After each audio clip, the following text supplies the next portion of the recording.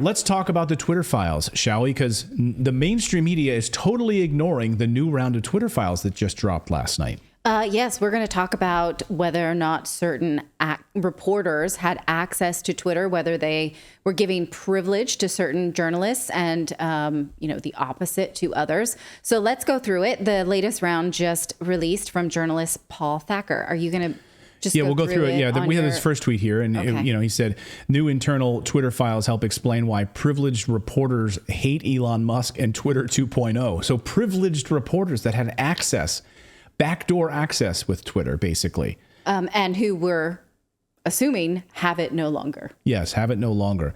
So let's kind of go through these here. You want to take these? Sure. So, all right, number 2, he says, so during my trip to Twitter's HQ in San Francisco, I uncovered several documents that explain why reporters now hate Twitter 2.0. Musk fired their friends and cut off their privileged access. So what was this privileged access? Well, they say for years, Twitter provided favored access to disinformation reporters, giving them access to new products and silencing accounts. Musk ended this access and brought in new reporters to go through the company's documents, something no CEO has ever done before. So what they're saying is that certain, we want to call them media darling Twitter users were being given access to decide what to mark as disinformation based on what the mainstream media had already decided and who to weaponize. We've already seen this from Pfizer executives, them saying, I don't like this person saying this. It's promoting vaccine skepticism. I don't like them to talk about this. Let's shut down a conversation about this. It turns out that media was also given that access. Here's what he says, number 5, when Twitter rolled out Birdwatch to label misinformation, they gave NBC News Ben Collins a demo and exclusive access, and Collins was actually part of the feature's product development. Do you want the emails? No, we don't need to go through that. But Ben, it's just, we should point out, so NBC News, a journalist at NBC News gets access to this from Twitter, gets access this Birdwatch label of misinformation, like calling corporate media to check in with NBC News, like get on the phone with Jake Tapper too. Like these are going to be our trusted sources for banning accounts under this Birdwatch program. They even used him. They say, number 6, he was really loved inside Twitter. Ben Collins. Yes, even suggesting him to moderate one of their panels. And when they met with reporters in New York City, he admitted that Twitter helped propel his professional profile and helped him get on NPR and other TV outlets. So they pushed his profile. So Twitter then like quid pro quo, like, hey, you're scratching our back. We'll promote your profile. So it pops up in search results and it's more prominent and more people will see it. Right. So number 7, he says Musk has now unveiled community notes. This is the funny part, which now allows more users to comment than Birdwatch did. This hasn't worked out for fact checkers like I love this story from Glenn Kessler at the Washington Post. So Glenn had put out a piece called New Fact Check Piece from the Washington Post. The incendiary claim that George Soros funds Alvin Bragg. So he did a fact check piece about this, like what he called was like fake news, that George Soros never funded Alvin Bragg at all. Well, turns out, thanks to the community posts, Soros did fund Alvin Bragg, donated $1 million to the largest donation it received. So I love this is amazing. So Musk now unveiled community notes, which allows more users to comment than Birdwatch. This hasn't worked out for fact checkers like Glenn Kessler at the Washington Post.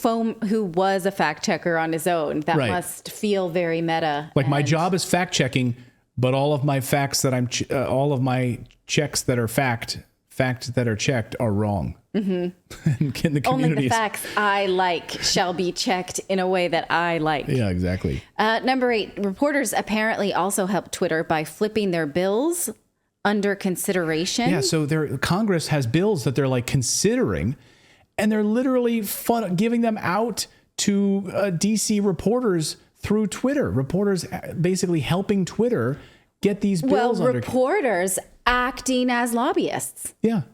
That is unconscionable. So you're a reporter for CNN, or you're a reporter for the Washington Post, or in this case, Ben Collins, NBC News, and Twitter is coming to you to act as like a liaison between Congress and Twitter to help them in whatever kind of... Who needs a lobbyist when the reporters are willing to do your bidding?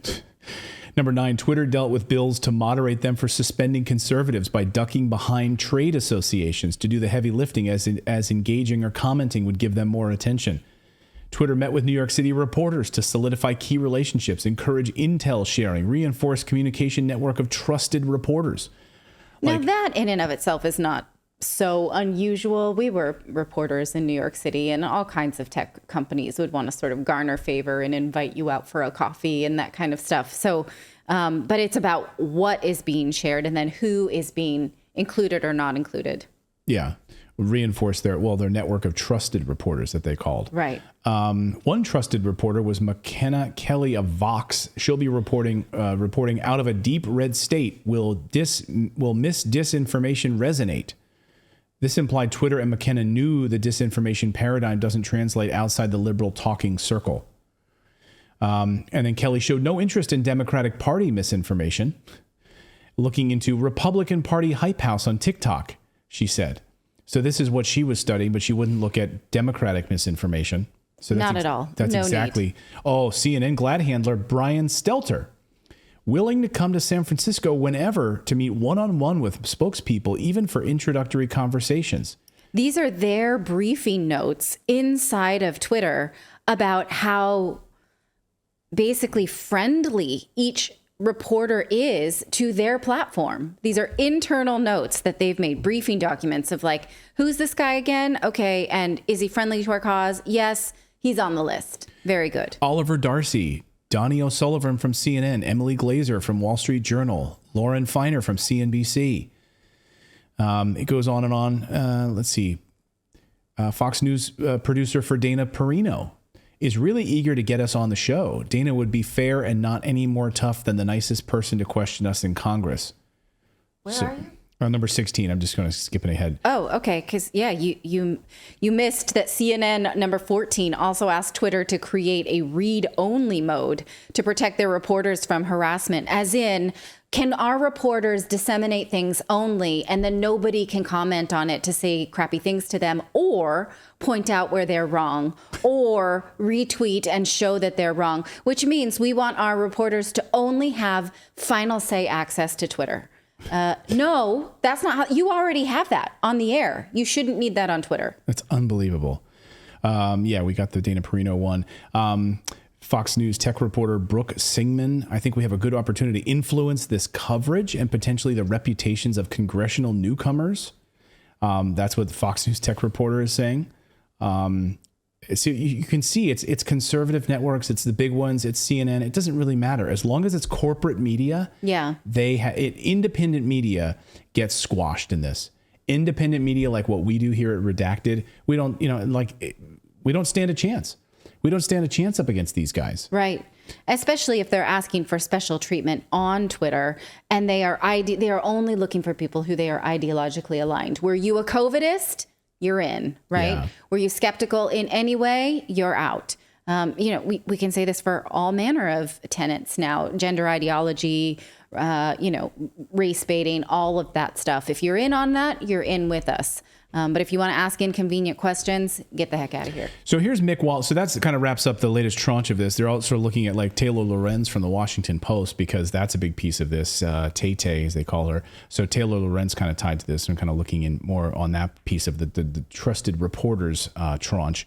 But Mick Wallace, he had this to say about independent media. And I think it's poignant on a day when we learn about these Twitter files. He said this yesterday. Watch. Independent media is almost non-existent in Europe today. How can we claim to have a functioning democracy if we don't have an independent media? We have a mainstream media that protects the status quo, that protects vested interests, morning, noon and night. Mm-hmm. Exactly. And you're seeing this in these Twitter files. That's exactly what we just saw. So that's the latest tranche of Twitter files. They're still going through them. They're still adding more to this. And I hope we hear more about this from the Washington Post and these big, the papers of record. Mm-hmm. That's what I love hearing. It's like the Washington Post, the New York Times, which we're supposed to hold up as these bastions of democracy, right? No, that have absolutely told us how to think, yeah, and what they want us to think and what we're not supposed to question. And then they label people, conspiracy theorists or anti-vaxxers or what have you, based on any kind of wrongthink.